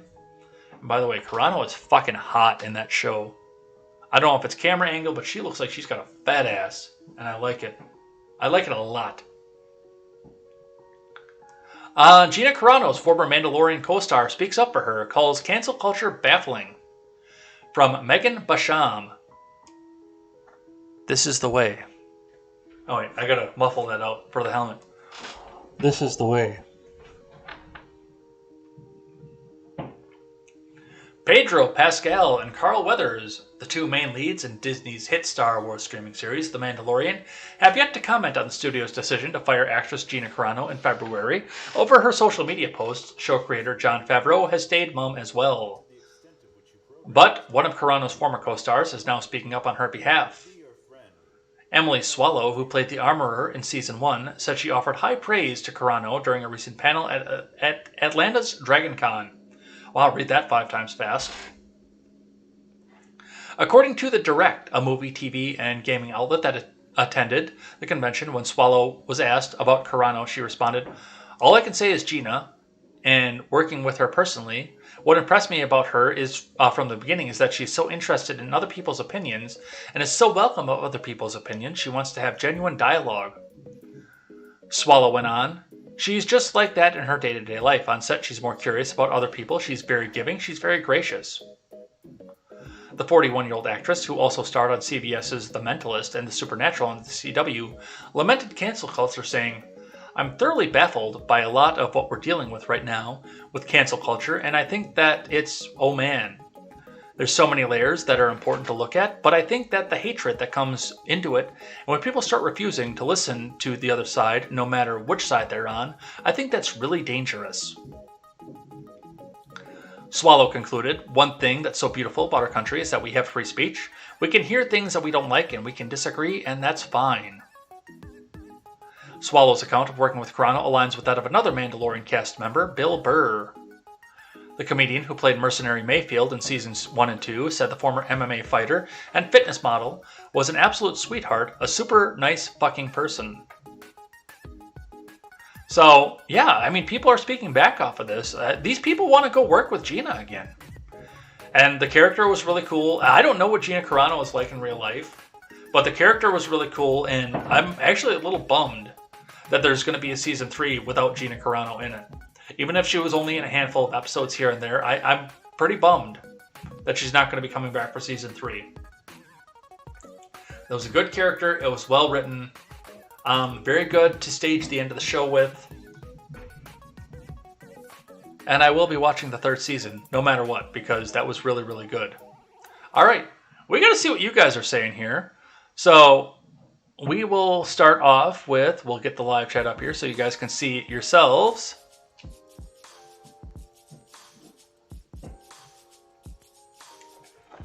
But first, we're going to read from the notebook and say thank you to everybody who chatted throughout the week. So let's give special thanks to, on Monday, we had Quest Fanning. The Chill Anarchist came and joined us on Monday. I'm going to be on his show coming up in the next couple weeks. Details are still being worked out, but that is not going to be a live show. But I will give you links where you guys can go and check that out. It will be audio only. We had Arvolt, Mad Cow Mark was here, Random Randy. Ron Helton came up and supported us, Chilaga 1984, and Sergeant Peterson. On Tuesday, Ron Helton, who was very active on Tuesday, brought us up on the Trovo side. That's the word I was looking for. We had Quest Fanning, Random Randy. Highleaf was here with the old half track. Arvolt, Vampire Hunter D. Tumbleweed, Harvey McLeod came and joined us. And Chilaga 1984. On Wednesday, we had Ron Helton, Ben Wild, Random Randy, Quest Fanning, Katie Zed came and joined us, Chilaga 1984, Blind Fear, Arvolt, and Nephilim Ninja of Nibiru, who I've seen out here today as well, so thank you guys for that. On Thursday, we had Ron Helton, Quest Fanning, Random Randy, Katie Zed, You Enjoy Myself was here for a little bit, Chilaga 1984, Right Wing Hansabi Fan, Ben Wild, and Arvolt. And before we do take off for the day, before we get into the live chat on this, I do also want to point out that we are getting to a point where some of us are going to not be allowed to work.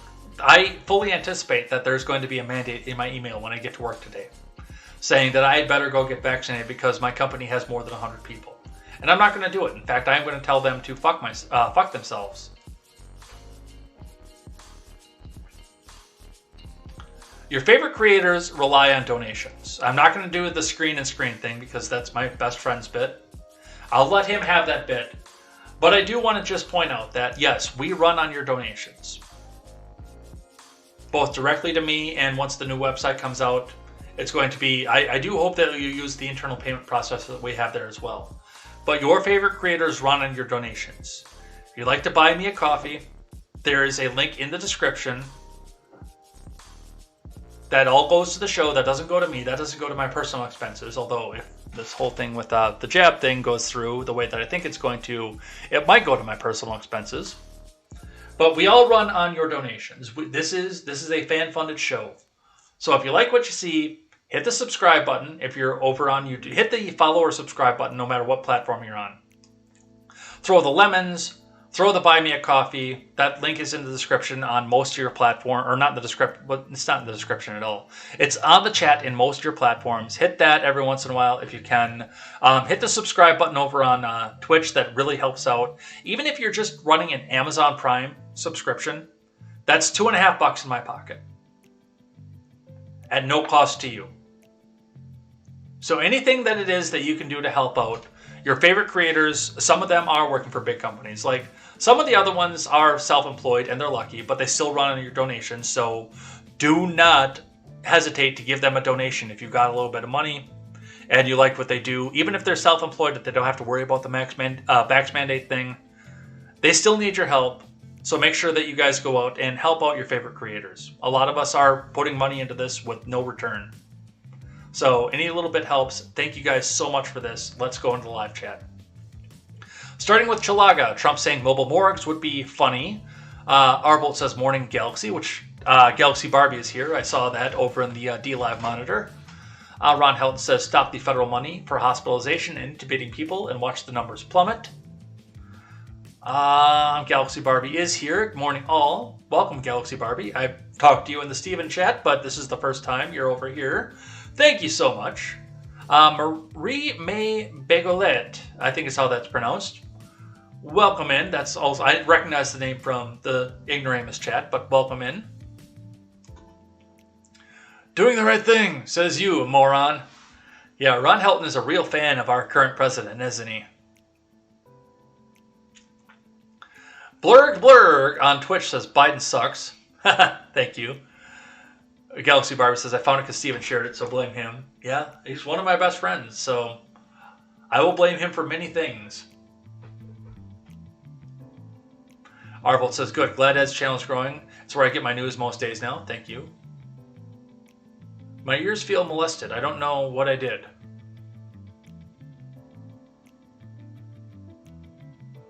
Yeah, Quest Fanning. No, America's about freedom, so he should get the fuck out.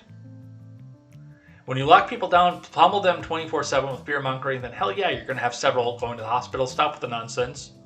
Yes, if you get sick, you should treat it seriously. Go rest. Go to a reputable doctor. Stay the hell away from those germ-pilled hospitals. After that, I'm smoking hospitals again. Atta girl, Marie. They can't vaccinate us all. Atta boy, blurg blurg. I like that spirit. I like it. I like it a lot. Also, I do want to say Fritzcast was here as well, but because you guys were so active, you guys covered up his chat. So thank you guys. But also, I'm kind of sad that I didn't get to say hi to Fritzcast on his chat. I saw it out of the corner of my eye when I started, but I'm kind of sad that it didn't show up here. Whatever happened to letting nature run its course? Yeah, we had 100 messages before 7:45. Yeah, Random Randy is right. They don't want to vaccinate us all. They want us to take up arms so they can kill us. Martial law.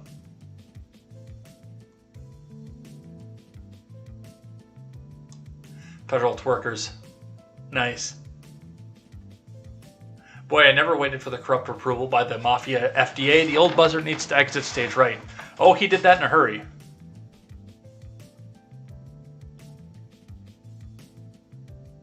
It started with the hospital twerkers. My state wasn't giving out free burgers, so I decided against getting the vax. KT, stand your ground, beef. I love it. If I have to get multiple shots, I want more free donuts. I don't know what Quest Fanning agreed on. That actually has logic behind it, if not virtue. I think you meant definitely don't go downvote this. No, go downvote it. I don't give a fuck if Susan kicks me off or not. I have a backup channel, and most of you watch me on other platforms anyway.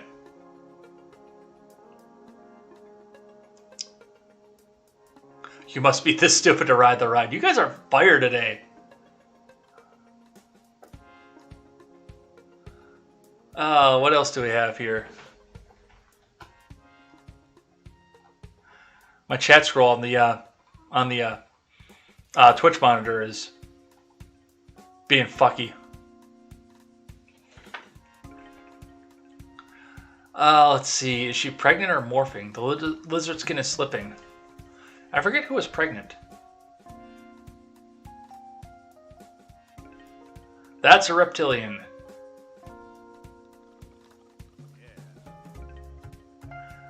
Not being mean, but it looks like she's had injections at the apples of her cheeks. What were we talking about all the way back then? Oh, Saki, that's why. We were talking about Saki. The red-haired bobblehead. Now I'm caught up. A few times that question's been asked. I'm going to have to circle back, because I'm a circle back girl. I'm a circle... Nice. Nice, Random Randy. Look at those dark, cold, lifeless shark eyes. Random Randy, I took AP COVID in high school and I tested out of this vaccine. And they were waiting for me to read that later.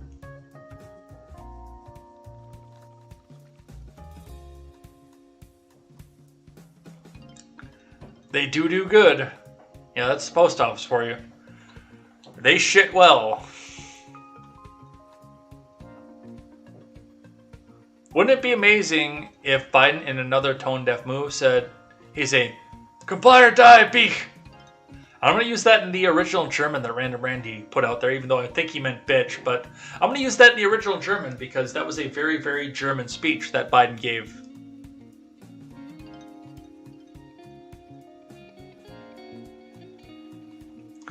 Quest Fanning says CDC is a non-government agency that's treated like it's got government powers. Wonder if they fall under the justification, not that they wouldn't be all about it. Comply with these nuts. And it's a big duty, Quest.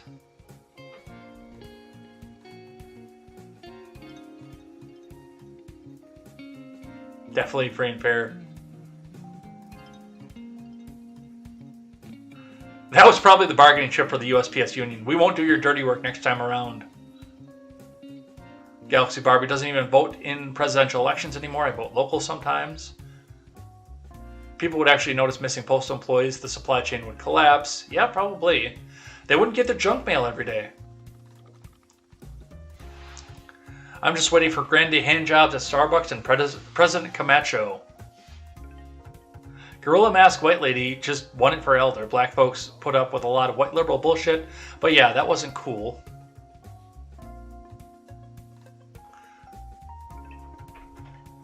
It wouldn't matter if you vote for him. No one's vote matters. The question is, how long has it been since voting was a real thing?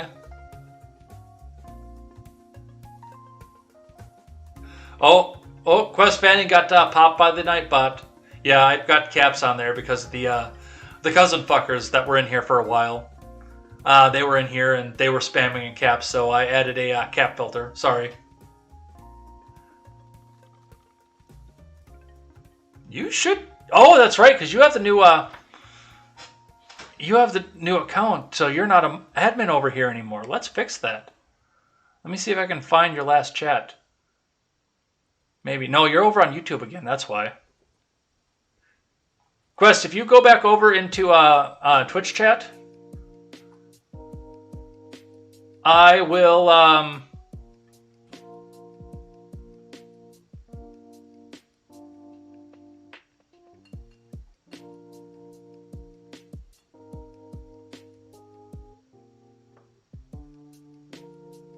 What got deleted?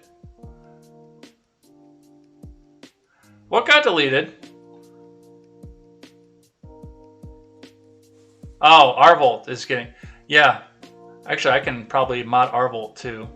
Arvolt, put a regular message in, because I'm going to mod you. Because then you can post links, because otherwise you can't post links. That's actually how I fixed the...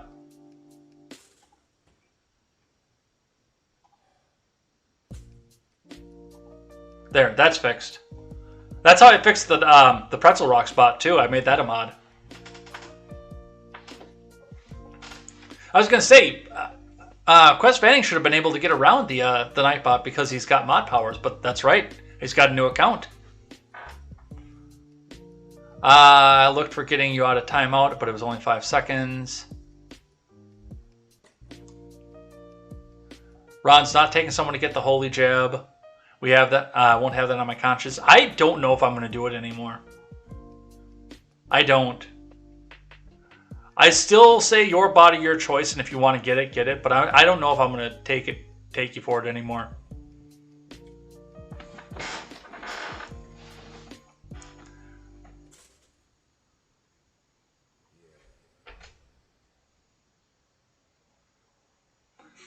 Galaxy Barbie tells Ron Helton, who can't see that because the Trovo chat doesn't connect.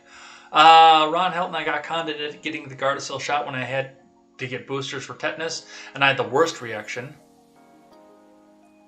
Randy says, given enough time, Trump is always right, like Alex Jones. Katie Z is happy she made the decision to move to Georgia. There's also a pill regimen they're working on that's basically the same thing the I word is. Haven't heard a peep out of my employer in a couple weeks, thinking I'll start getting emails when California gets to the office. Celebs like money and are paid off. Stern is a degenerate. Yes, he is. But I like the fact that he was a degenerate until he, well, it turned into what he is currently.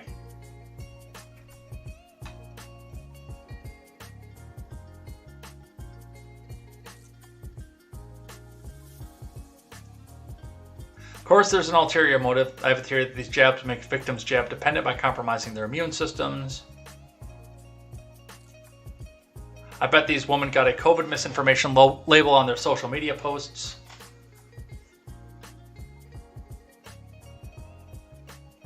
If they push for the unvaxxed to be refused treatment, then they should turn away obese, drug addicts, alcoholics, heavy smokers.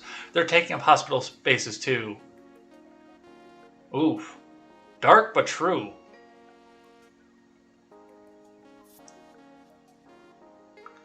Ben is the nerd who reminds the teacher to everyone had homework. 80s Kid says leftism is a mental illness. Thank you, Galaxy. Galaxy Barbie's on fire today, yo.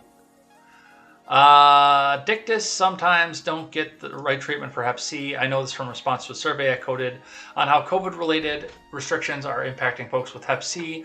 A pharmaceutical company is our client. Yeah, Arvel got my Kyle joke.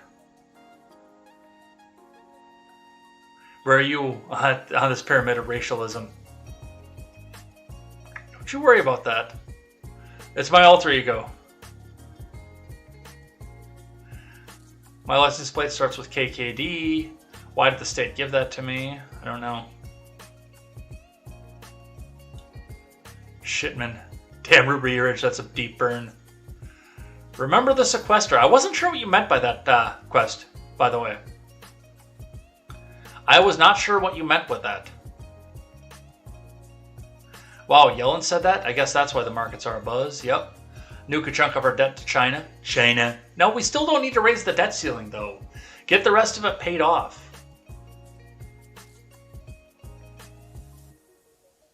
What if we just gaslight China about our debt? Like, what debt? What are you talking about? You still thinking about running for local office? I am.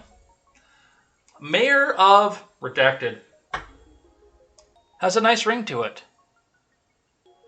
Jay Egger, the mayor. Running for local office is about the only way to get left to get a blue check mark from Twitter. Twitter no longer gives them to real journalists. Arvold, that's dark, by the way. I pray all your dreams never come true. Just know wherever you are, honey, I pray for you. Like A1 steak sausage, I like it on steak and practically everything else.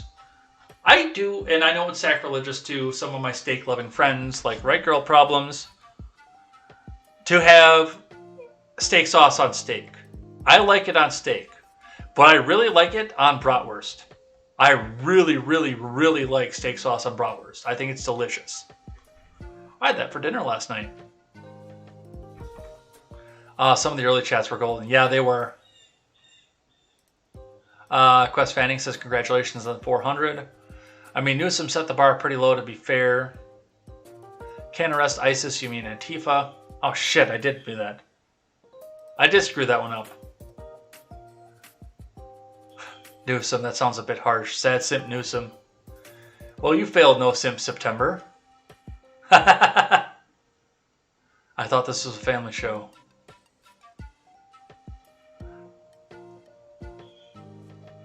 I know what I like. I know what I like, and I like it. Quest is apparently a couple minutes behind. Vampire Hunter D is here. He won't watch. He says Disney's evil as fuck. Hoser for Life's here. Joe, my butt's been wiped, Biden. My butt's been wiped! Circle back, Saki. Welcome, Hoser for Life. Galaxy Barbie, you need Ed's Twitch. Yeah, I'm on Twitch, so you guys can come up here. Jadger 101. We got Arbolt and Bowman, both modded. Quest Fanning says, "Be careful. Atlanta may do to Georgia what what DC has done to Virginia." And that is it. We're done. It's over. The week. I wanted to celebrate today. I wanted to have a party. Oh, the financial sequester when Obama and congressional Republicans made the deal that had the position that cut social spending. Okay. That's what the sequester is. All right, we got to get out of here. I got to go to work, you guys. But here we are. 400 episodes in the book. 400. Let's change the track.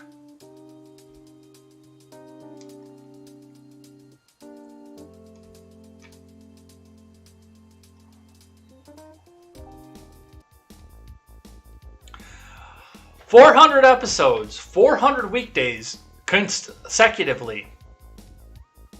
400. It seems like just yesterday I got up in the morning for the first time and had a 20-minute show and said, I'm J. Edgar and this is Contemporary. And now we're consistently running almost 2 hours at a crack. But thank you everybody who's joined me throughout this journey to do Contemporary every single morning, every weekday morning, to come and get your news, have your morning coffee with me, and talk about the things that are going on. Like I say, I always read the live chat after the fact. I know what you guys are saying. I know what's important to you guys. So thank you guys. Thank everybody. Thank you, everybody who has come by and chatted in the live chat for the last 400 episodes. Let's do 400 more. Let's not miss another weekday here. Let's give a shout out to the guests who have helped me get to 400 without missing a consecutive weekday, even when I've been taking some time for myself and taking a vacation. Jessica Green, Seawall, Stephen Ignoramus. Who else is out? I think that's it, because Stephen did too.